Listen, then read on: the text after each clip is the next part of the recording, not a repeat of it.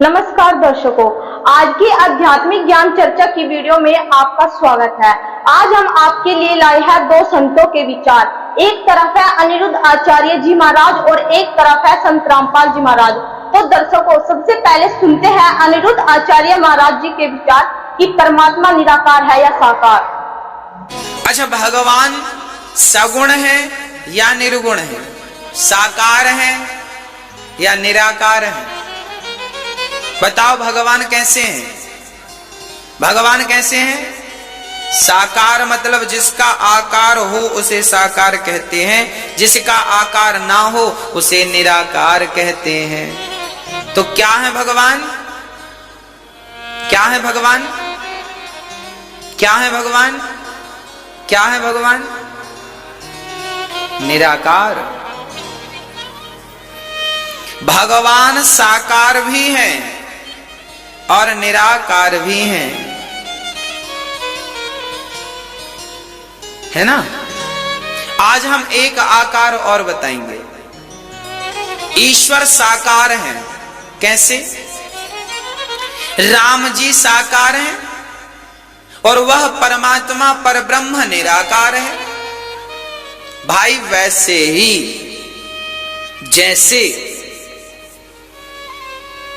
जैसे पानी निराकार है, पानी का कोई आकार तो नहीं है, पर वह पानी जब आप कटोरी में भरकर फ्रीजर में रखते हैं तो फिर वो क्या बन जाता है? बर्फ बन जाता है। पानी तो निराकार था, पर जो बर्फ बना वो उसका एक आकार था, साकार है वो। तो पानी ही बर्फ बन गया, किस कारण? फ्रीजर के कारण, फ्रिज के कारण। उसी प्रकार जैसे फ्रिज के कारण वह पानी बर्फ बन जाता है, उसी प्रकार भक्तों के कारण वह परमात्मा निराकार से साकार रूप में प्रकट हो जाता है, केवल भक्तों के लिए। राम और कृष्ण नरसिंह और वामन बनकर प्रकट हो जाते हैं। वह निराकार ही राम और कृष्ण के रूप में अवतार लेते हैं। समझ रहे हैं? तो वह कोई झगड़ा करे। अच्छा, भगवान का एक तीसरा आकार भी है, वो आकार है निराकार। नीर मतलब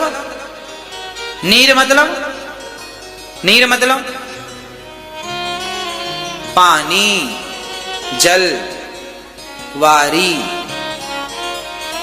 निराकार, नीर आकार, नीर प्लस आकार बराबर निराकार। नीर, भगवान कहां रहते हैं? क्षीर सागर में, है ना? तो वो पानी में रहते रहते रहते रहते रहते चंदन के बगीचे में आप रहने लगोगे ना। तो दर्शकों, आपने सुना अनिरुद्ध आचार्य महाराज जी के विचार। तो बता रहे हैं कि परमात्मा निराकार भी है और साकार भी। आइए सुनते हैं संत रामपाल जी महाराज जी के विचार। मोती मुक्ता दर्शत नाही, ये जग है सब अंदरे। दिखत के तो नैन चसन, इनका फिरा मोतिया बंदरे। ये दिख है विद्वान पुरुष और महर्षि को हमें, इनका मोतिया बंद है। जिसका मोतिया बंद हो आंखों में, आंखें तो दिखाई देती हैं जैसे बड़ा स्वस्थ आंखें हैं, सब कुछ दिखता होगा, लेकिन वो नपट अंधा है जिसका मोतिया बंद हो गया दोनों आंखों में। तो परमात्मा कहते हैं कि तुमने ये महर्षि दिखाई दे, गुरु ब्राह्मण दिखाई देते हैं, ये मंडलेश्वर, इनका मोतिया बंद हो रहा है। इन्हें अपने सदग्रंथों में लिखी हुई सच्चाई का नहीं पता, और फिर निराकार कहते। अब दिखाते हैं आपको परमात्मा की सारी स्थिति। देखिएगा, ऋग्वेद मंडल नंबर 9, ऋग्वेद मंडल नंबर 9 अब दिखाते हैं, और सूक्त नंबर 86। भगवान साकार है या निराकार है, वो कैसी लीला करता है। ये है ऋग्वेद मंडल नंबर 9, 10 इकट्ठा अनुवाद है। ये है सार्वदेशिक आर्य प्रतिनिधि सभा, महर्षि दानंद भवन, रामलीला मैदान, नई दिल्ली से ये प्रकाशित है। और ये मुद्रक है Prince offset printer, 1510, Pataudi house, Daryaganj, नई दिल्ली से ये छपा है। छप्पा खाना इसका ये। अब देखना, ये है ऋग्वेद मंडल नंबर 9 और सूक्त 86 का मंत्र नंबर 26। इसमें लिखा है कि यज्ञ करने वाले यजमानों के लिए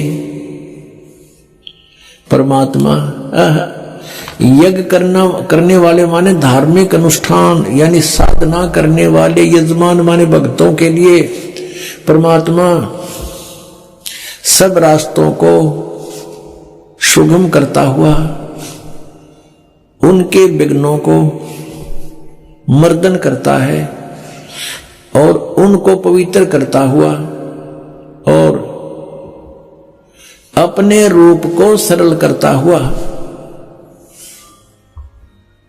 वह कांति में परमात्मा, यह लिखना था कबीर देव, कवि कोई भी सर्वज्ञ नहीं हो सकता जिसको सारा ज्ञान हो।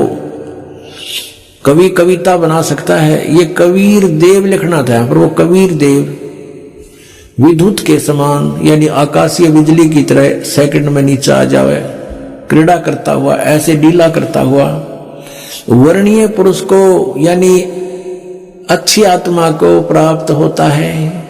अच्छी आत्मा को आके मिलता है, जैसे आदरणीय धर्मदास जी को मिले, आदरणीय नानक साहिब जी को मिले, आदरणीय मुलुकदास साहिब जी को मिले, आदरणीय दादू साहिब जी को मिले, आदरणीय गरीबदास साहिब जी गांव छुरानी जिला दद्दर हरियाणा वाले को मिले, आदरणीय गीसा दास साहिब जी गांव खेखड़ा यूपी मेरठ वाले को मिले। तो अच्छे पुरुष को आकर प्राप्त होता है। वो कहाँ रहता है भगवान? 27वें श्लोक में ऋग्वेद मंडल नंबर 9 और सूक्त नंबर 86 का 26 पढ़कर 27 में पागे। इसमें इन्होंने ये जो निराकार मानते थे भगवान को और वेद बता रहे हैं वह परमात्मा प्रकाश पुंज को, परमात्मा को, जो परमात्मा ध्रुवलोक के तीसरे पृष्ठ पर विराजमान है वहां रहता है। तीसरे एक स्थान पर रहता है ध्रुवलोक के यानी उस तेजो में लोक सतलोक के एक स्थान पर, तीसरे स्थान पर विराजमान है, स्थान पर विराजमान है, वहां रहता है। निराकार के ऊपर है भगवान जो वहां बैठा है, आगे दिखाते हैं। यह है ऋग्वेद मंडल नंबर 9 सूक्त 82 का, ऋग्वेद मंडल नंबर 9 और सूक्त 82। और यहां देखें ये है 82वां, 81वां समाप्त हुआ, ये 82वां शुरू हो जाता है।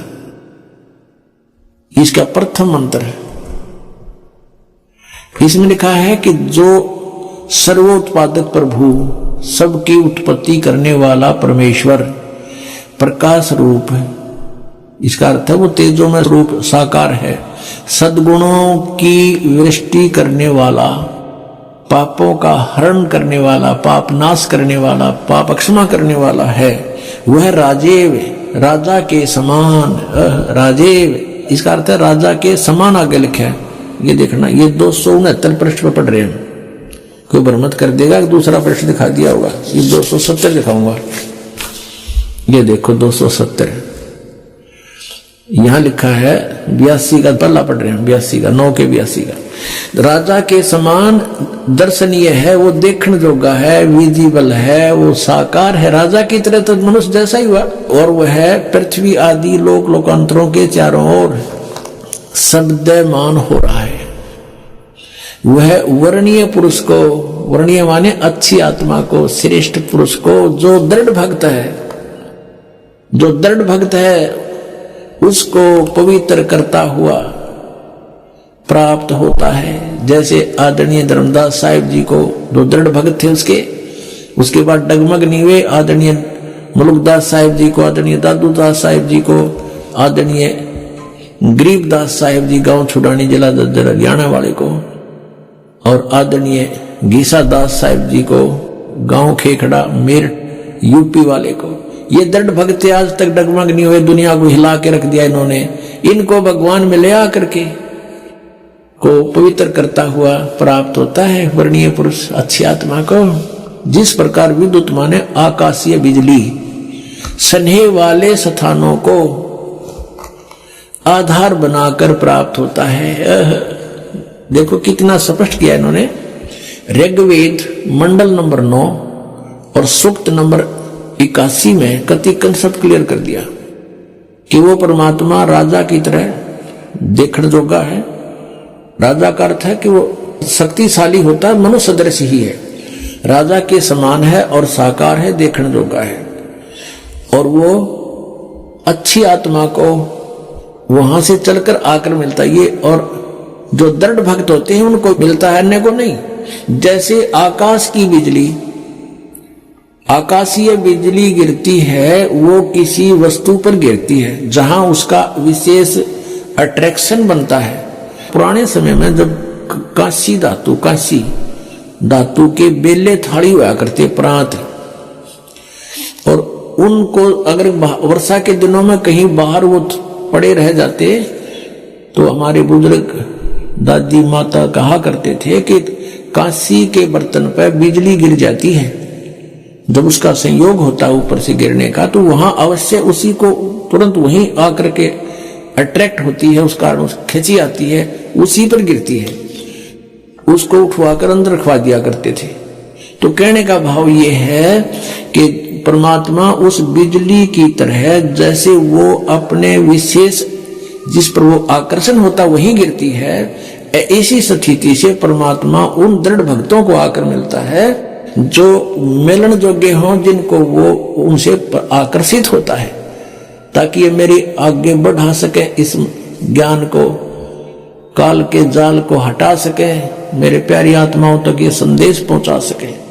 और उनका क्या कर ले, आंखें देखें जब भी ना मानो न भगवान मिलेगा, उन तक काला मिलेगा जहां ये रह रहे हैं। अब 9वें मंडल सूक्त 82 का मंत्र 1 पढ़ लिया, अब 2 दिखाते हैं, देखिएगा। ऋग्वेद मंडल नंबर 9 सूक्त 82 का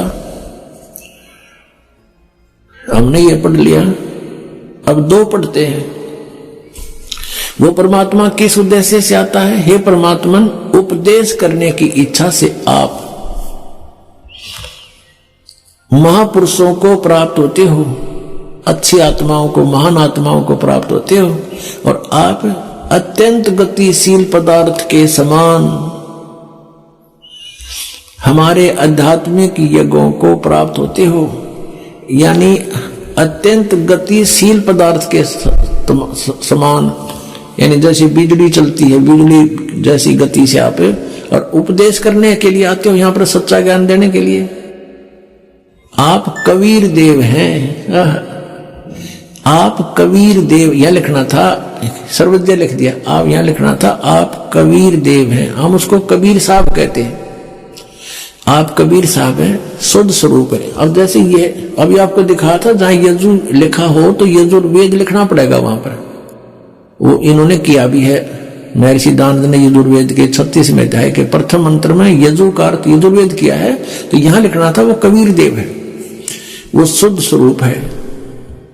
हमारे पापों को हे दूर करके, हे सोम, हे अमर परमात्मा, हमको सुख दे। पुणात्मा, वेद पढ़े पर भेद न जाने, ये बात से प्राण 18। वेद पढ़े पर भेद न जाने, गुरु बिन काहू न पाया ज्ञाना, जो थो था बूछड़े मूड किसाना। गुरु बिन वेद पढ़े जो प्राणी, समझे न सार रहे अज्ञानी। ये अज्ञानी रहे इन वेदों को पढ़ा करते, मैं ऋषि को आगे इन कक्का भी नहीं पता था। तो दर्शकों, आपने दोनों संतों के विचार सुने, आपका क्या राय है कमेंट बॉक्स में जरूर बताइए। आज के लिए सिर्फ इतना ही, मिलते हैं अगली वीडियो एक और आध्यात्मिक ज्ञान के साथ, तब तक के लिए नमस्कार।